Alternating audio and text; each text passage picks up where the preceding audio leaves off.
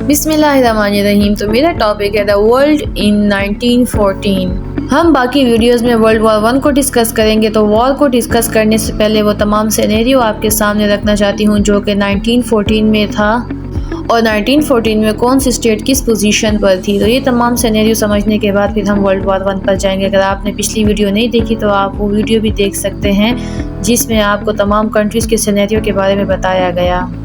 तो स्टार्ट करते हैं political system in early 20th century और 1914। मतलब कि जो 1914 में जो पॉलिटिकल सिस्टम थे कंट्रीज़ के, स्पेशली जो यूरोपियन कंट्रीज़ थी उनके बारे में हमने डिस्कशन करनी है। सबसे पहले आ जाते हैं डेमोक्रेटिक गवर्नमेंट्स। 1914 में जो पॉलिटिकल सिस्टम था यूएसए, ब्रिटेन और फ्रांस का, वो डेमोक्रेटिक था। मतलब कि लोगों की राय के मुताबिक लोग जो थे वो इलेक्ट करते थे रिप्रेजेंटेटिव को और उन्हीं इलेक्टेड रिप्रेजेंटेटिव से जो है पार्लियामेंट बनता था और पार्लियामेंट जो है एक कंट्री को रन करता था। और उस ज़माने में मतलब कि 1914 में यूएसए, ब्रिटेन और फ्रांस में जो है डेमोक्रेटिक गवर्नमेंट्स पाई जाती थी। Germany's limited democracy. अब अगर 1914 में जर्मनी की पॉलिटिकल सिस्टम के बारे में देखा जाए तो जर्मनी में एक पार्लियामेंट पाया जाता था जिसको रिचटैग कहते थे और इस रिचटैग के पास कुछ लिमिटेड पावर्स होती थी और ये पावर ऐसी थी कि जो पार्लियामेंट, जो रिचटैग था, वो लॉज बनाते थे और डिसीजन देते थे। डिसीजन मतलब कि चांसलर और कैसर को देते थे। जो रियल पावर होती थी जर्मनी की वो चांसलर और कैसर के पास होती थी।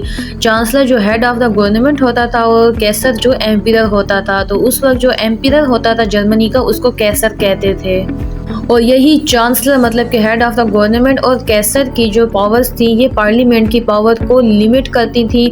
तो इसी तरह जर्मनी के अंदर लिमिटेड डेमोक्रेसी पाई जाती थी, मतलब कि मोनार्क भी मौजूद था। तो इसको आप कॉन्स्टिट्यूशनल मोनार्की भी कह सकते हैं जिसमें मोनार्क भी था और पार्लियामेंट भी मौजूद था। Italy's monarchy. अब इसमें ये बताया जा रहा है कि 1914 में इटली का किस तरह से पॉलिटिकल सिस्टम था। मतलब कि 1914 में जो इटली में था वो मोनार्की भी थी, मतलब कि वहाँ पर मोनार्क भी था और वहाँ पर इलेक्टेड पार्लियामेंट भी था। मतलब कि एक पार्लियामेंट भी मौजूद था लेकिन उस पार्लियामेंट के लिए सिर्फ वही लोग वोट कास्ट कर सकते थे जो कि वेल्दी पीपल थे। जो इटली में वेल्दी इलीट क्लास थी वही जो है वोट कास्ट कर सकते थे और उन्हीं इलेक्टेड रिप्रेजेंटेटिव की फिर पार्लियामेंट बनती थी। तो यही चीज़ जो कि सिर्फ वेल्दी पीपल वोट कास्ट कर सकते थे इसको लेस डेमोक्रेटिक बनाता है और इसके अलावा आप इसको मोनार्की भी कह सकते हैं गवर्नमेंट सिस्टम को और इस पॉलिटिकल सिस्टम को आप ओलिगार्की भी कह सकते हैं जहां पर जो है वेल्दी पीपल्स का इन्फ्लुएंस होता है और सिर्फ वेल्दी पीपल जो है वोट कास्ट कर सकते हैं। Japan restricted powers.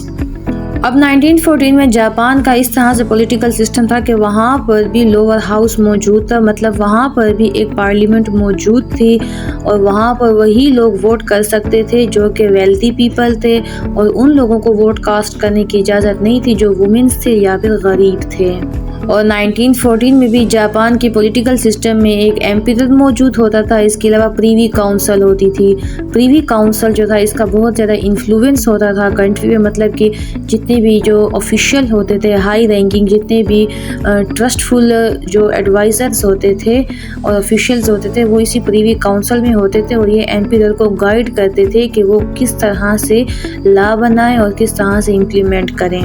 मतलब कि 1914 में जो जापान का सिस्टम था वो एम्पियर भी वहाँ पर मौजूद था, प्रीवी काउंसिल, इन दोनों का काफ़ी इन्फ्लुएंस था और लोअर हाउस ऑल्दो वहाँ पर मौजूद था लेकिन बहुत ही लिमिटेड लोगों को ये राइट था कि वो वोट कास्ट करें। Autocratic rule in Russia and Austria हंगेरिया।